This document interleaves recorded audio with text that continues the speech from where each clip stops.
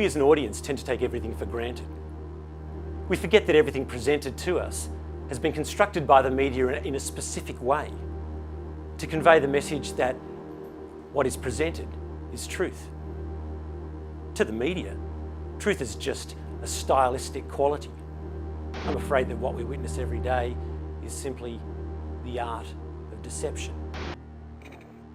The next 27 minutes are an experiment. But in order for it to work, you have to pay attention.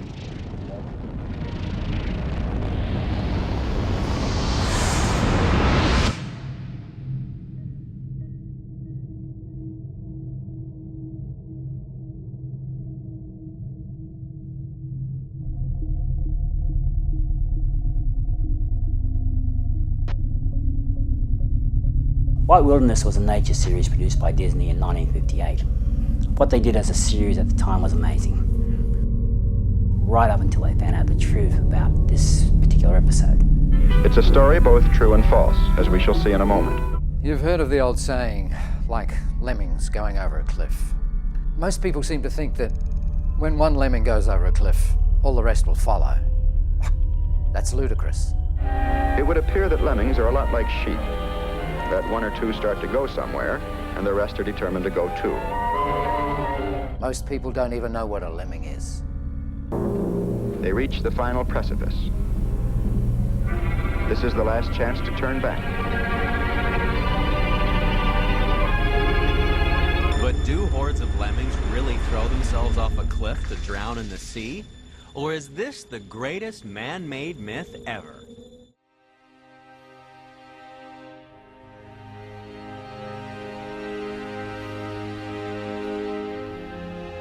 The mass suicide of lemmings was a lie. The filmmakers at the time wanted to turn myth into reality. So what they did is they pushed and they threw the animals off the cliff.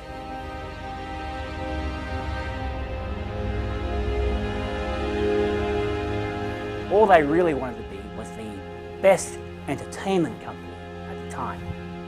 It was a pretty simple idea. Bring the legend to life, make the audience fall in love with the lemming, and then bring them to a tragic and unbelievable ending.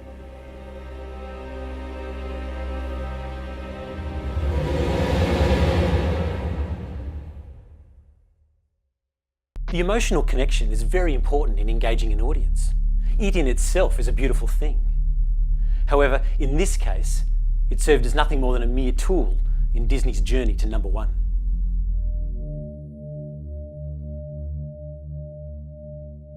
Fast forward to the future and we find that nothing has changed.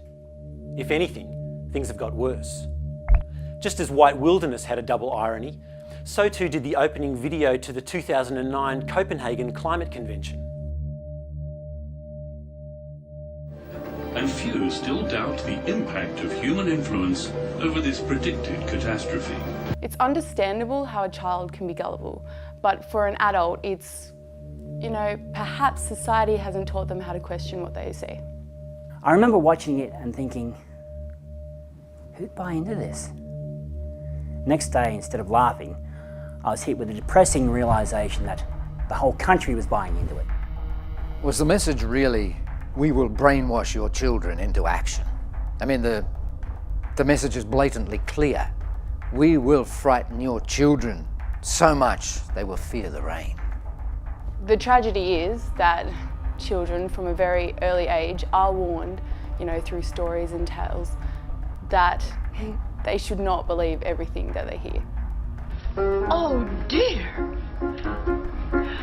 A piece of blue sky just fell on my head. The wherefore and why is best left unsaid. But I have a hunch, and it's appalling that, like it or not, the sky is falling. If climate change is a real issue, why do they need to scare people into belief? The current ideology in climate science can be summed up pretty easily. It all stems to the UN and the IPCC. IPCC stands for the Intergovernmental Panel on Climate Change. Is the IPCC really made up of 4,000 top scientists? Well, I'm afraid it's not. I found out that some of the people writing this report are actually graduate students in their 20s. Some of them 10 years away from even getting their PhDs. IPCC has been under intense pressure since admitting its landmark study into climate change exaggerated the speed of glacier melt. When the IPCC funds projects, so they issue a brief or project outline. And this project outline stipulates precisely that they must find a reason how the humans are creating or causing global warming. They do not pay to find a natural reason. And we're left with people thinking that human beings are the biggest problem this planet has to face. What is the most serious threat facing humanity today? Human existence. Wow. Then once people feel badly about their own existence, they will give up their rights much more easily. Sometimes I wish we didn't exist. There is PDO, cloud cover, but you cannot tax the clouds. It's a bit like being funded to research how cigarettes cause cancer. Of course, we all know cigarettes do cause cancer, but it's not the only reason. If you want to be a real scientist, you must explore all possibilities. All scientific prognoses show that the continent of Africa will be severely hit if we do not act now. The film doesn't present a shred of evidence. There'd be a million other ways to educate people rather than scare them. If someone or something is trying to make a scientific argument without referring to science, they aren't telling the whole truth.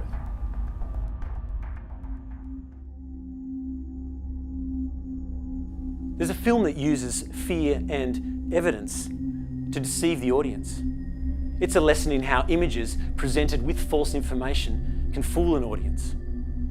This film's biggest weapon was a mere PowerPoint presentation. Separating the truth from the fiction and the accurate connections from the misunderstandings is part of what you learn here.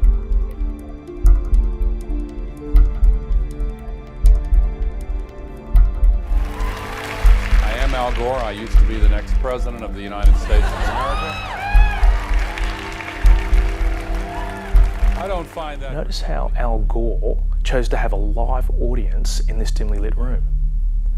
The audience guides the audience at home. Sort of like canned laughter in a sitcom when the audience at home doesn't get the joke. I don't find that particularly funny. Gore tries really hard in this film to be someone we can relate with. He's depicted as a lonely guy with a laptop trying to save the world. I've been trying to tell this story for a long time, and I feel as if I've failed to get the message across. In reality, Gore was raised in the White House by a Communist Party leader. He didn't put this in his film for obvious reasons. The truth won't sell his product.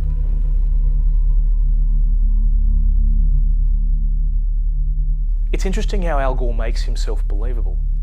His film follows two parallel stories. The presentation is one, and Al's personal story is the other. How should I spend my time on this earth? See, what he's doing is subconsciously telling the audience that the issue should be personal to them as well. Each one of us is a cause of global warming, but each of us can make choices to change that. A lot of people believe that Al Gore started the climate movement, but the truth is this movement was started decades ago by Vladimir Lenin. Lenin was a Russian communist revolutionary and the first head of the new Soviet state. The 100th anniversary of Lenin's birth was actually the very first Earth Day. Now, they have invested about $1 billion in 40 companies that are going to benefit from cap and trade legislation. So is the legislation that we are discussing here today, is that something that you are going to personally benefit from? If you believe that the reason I have been working on this issue for 30 years. In the past year, Gore's home has burned through 213,000 kilowatt hours of electricity. Is because of greed. He and his companies will make a fortune. You don't know me. Which is said to be enough to power 232 average American households for a full month. Yes, people will believe Al Gore's movie. Yet, I think they fail to take into consideration the scientific evidence. There is a consensus on the science. Well, you mustn't have been listening to our testimony that we've had for the last few days with dozens of experts that have come in who have given completely different views. I'd love to have a debate with him, but they say, oh no, the debate is over. Will he debate you? He won't. There are people who still believe that the moon landing was staged on a movie lot in Arizona. And neither of us are one of those, and I know you like giving those cute anecdotes. This is not a cutesy issue.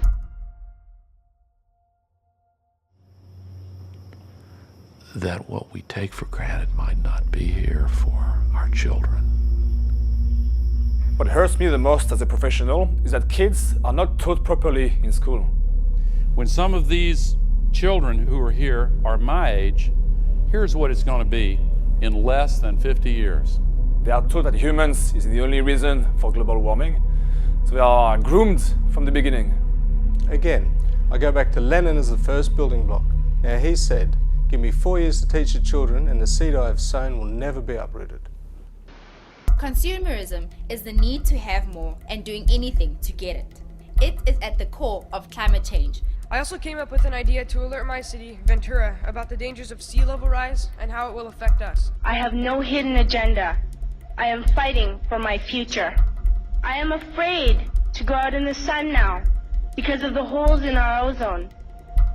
I am afraid to breathe the air because I don't know what chemicals are in it. Can't you see what's going on around you? I mean, it's been raining like crazy.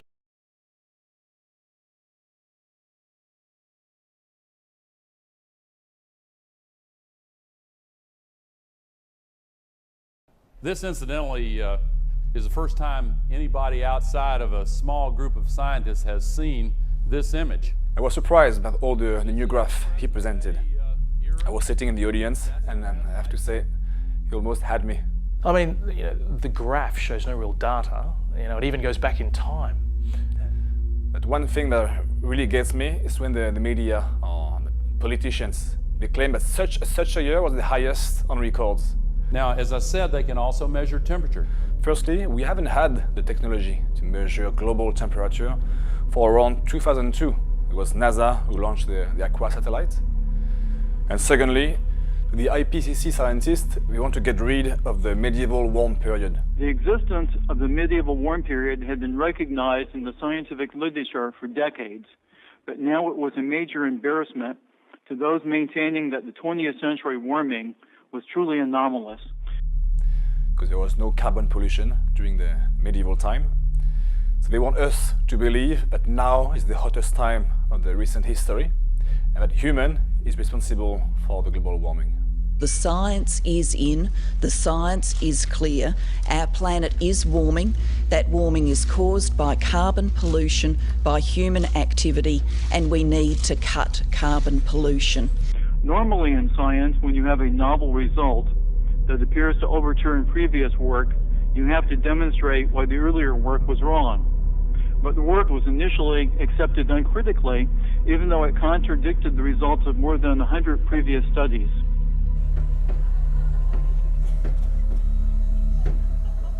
You've heard of off the charts. In a book, you have an appendix and a reference with all the information you need to validate the source. But in documentary, you don't have this. So the filmmaker can go away by doing whatever they want, no question asked. In the end, truth alone is worthy of our entire devotion, and the global warming scare fundamentally is not true.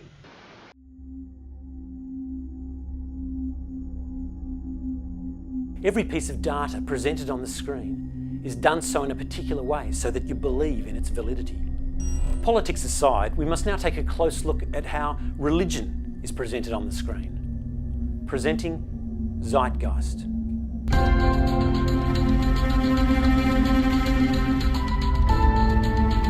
Now, this movie is specifically designed to brainwash you. Notice how the pulsating progressive music draws you in. This is the sun. As far back as 10,000 BC, history is abundant with carvings and writings reflecting people's respect and adoration for this object.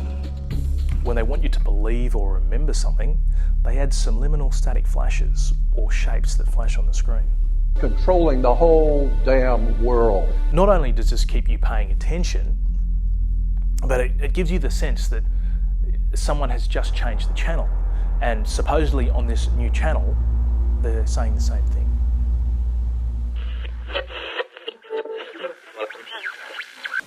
It's quite ironical. Very funny indeed. The flashing on the screen definitely affects the audience in ways they don't even realise. Most people think it's just stylistic qualities of the film, but in reality, it's subliminal messaging. But we want to be academically correct in what we understand and know to be true. Christianity just is not. In every documentary that you see, there's only over a 2-line credential right at the bottom. I mean, who are these people? The reality is, Jesus was the solar deity of the Gnostic Christian sect. There are several types of documentaries out there. Now, it is my job to assess these documentaries based on their factual evidence. In my 20 minutes of research after watching Zeitgeist. Horus was born on December 25th. Horus was supposedly born the month of Koyak, October, November. Horus was born on December 25th of the Virgin Isis Mary. According to the myth, Isis was not a virgin. His birth was accompanied by a star in the east, and upon his birth he was adored by 3 kings.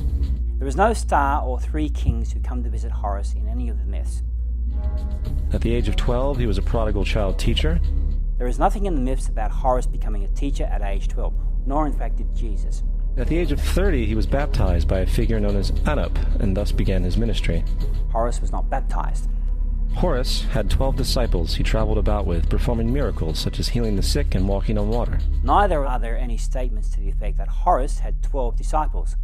According to the accounts, he had 4 semi-gods that were followers and some indications of 16 human followers, and an unknown number of blacksmiths that went into battle with him. The fact of the matter is, there are numerous saviors from different periods from all over the world which subscribe to these general characteristics. Visually it looks good, but in reality it's just a list of lies. Imagine if I was trying to prove Zeitgeist wrong by using the Bible and pointing to the cross-referencing in the margins. It would nowhere near be as powerful and therefore not be taken as truth. There are very high odds that the figure known as Jesus did not even exist.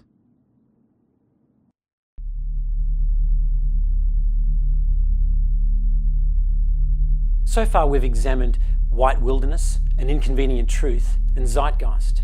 And we've seen how personalising a story using elaborate lists and documents and associations can persuade and deceive the audience. Now it's time to find these things in the most deceptive documentary propaganda film of recent times.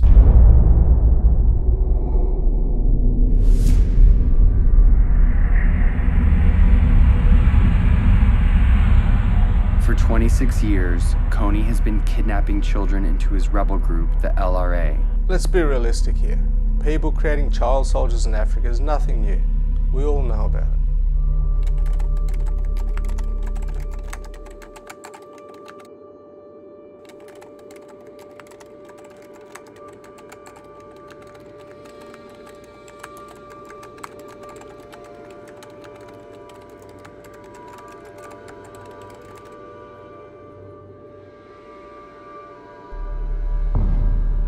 There's no way the US would invade such an insignificant country if they weren't getting something out of it.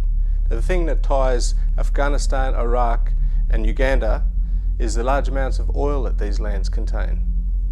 You heard about Kony 2012. That itself was months after Obama began his rather covert invasion of Africa to legitimize the AFRICOM mission to seize oil and other assets. To also recognize that, Uganda has just recently announced the striking of some very substantial oil resources. President Obama is giving a gift to the dictator of Uganda, Museveni, who's been in power for 25 to 26 years. And he's as responsible of human rights infringements and, in fact, attacks on civilians and murderous attacks on civilians as Joseph Kony. So Obama is sending these 100 US special forces billed as advisors. So remember Vietnam in 1961-62. It started with a bunch of advisors going to Vietnam, and we know what history taught us later. When Hitler wanted to become dictator of Nazi Germany, he organized for his own parliament to be burnt to the ground. The terror he created, the power he created was phenomenal. Any nation needs to create a great deal of fear or have a well-known villain to wage war on another. They create a monster and then have the public demand action. I think that's the greatest way the government can create change.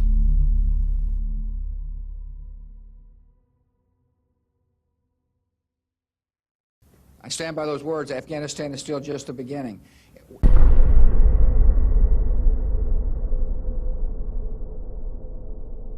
Instead of using fear as they did with the war on terror, the Kony 2012 video uses compassion.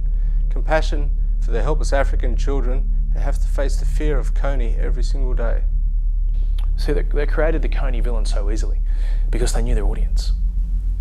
Adolescent teens who want to make a difference with money to spare. They gave a few dollars a month of what little they had to a program called Try, and proved that a bunch of littles could make a big difference. The movie makes out that the older generation has no idea how to use the internet. I want to take a picture. And older generations are concerned. Many people are very concerned about tomorrow. They could get worse next year. Further, we have the emotional connection with the filmmaker's son. I'm gonna be like you, Dad. When you grow up? Yeah. Sure. I'm gonna come with you to Africa. You know, we should all want to be like this guy. You know, go out into other countries and catch the bad guys. Who are the bad guys? Show this movie to as many people as possible in such a way that we can't be ignored. The interesting way that Kony 2012 engages the audience is through trends. The filmmakers made it so cool to be helping.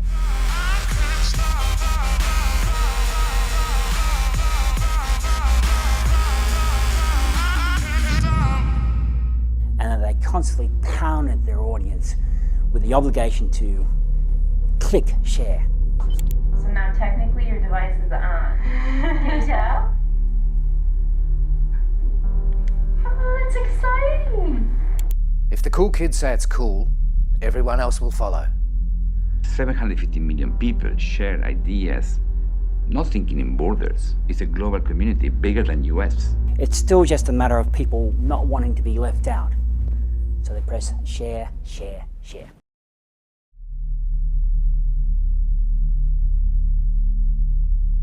We've come to the end of the free seminar, where we lock the doors and ask you to buy something. After all, that's what it's all about, making money.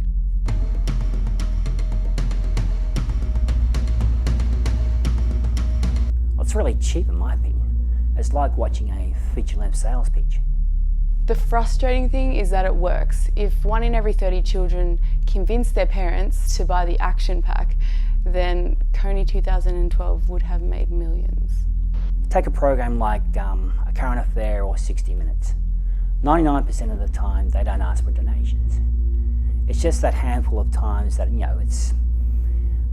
it's reasonable. This question comes down to this. Are we, as Americans, capable of doing great things even though they are difficult? Are we capable of rising above ourselves and above history? They ask directly for the audience to do something. It's all about control. It is, after all, a sales pitch, a call to action. Act now. It is your time to seize this issue. It is our time to rise again to secure our future. Please help the world. Please help save the world.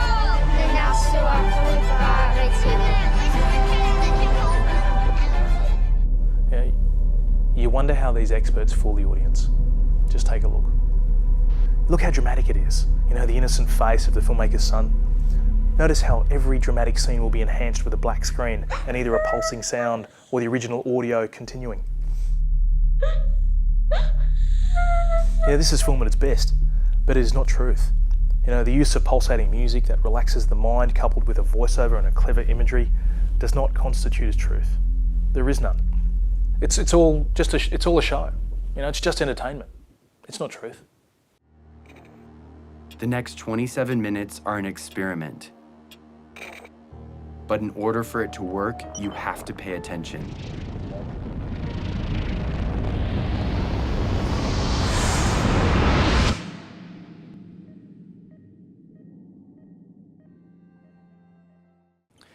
In a book, you have an appendix and a reference with all the information you need to validate a source. But in a documentary, you don't have this. But in a documentary, you don't have this.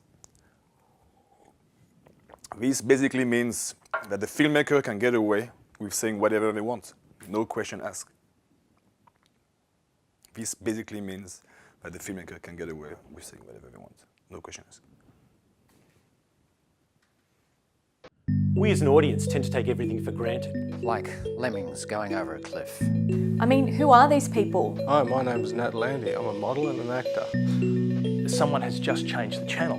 When they want you to believe or remember something, they add subliminal static flashes or shapes that flash on the screen. When Hitler wanted to become dictator of Nazi Germany, he organised for his own parliament to be burnt to the ground.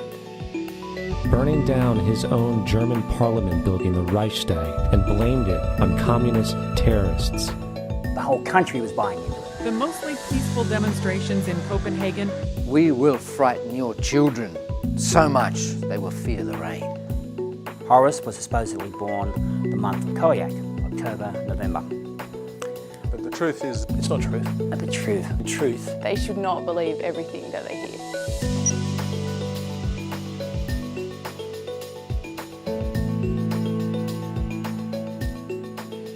Next time you watch something, don't use your eyes, use your head. Watch with a critical mind. Watch out for the art of deception.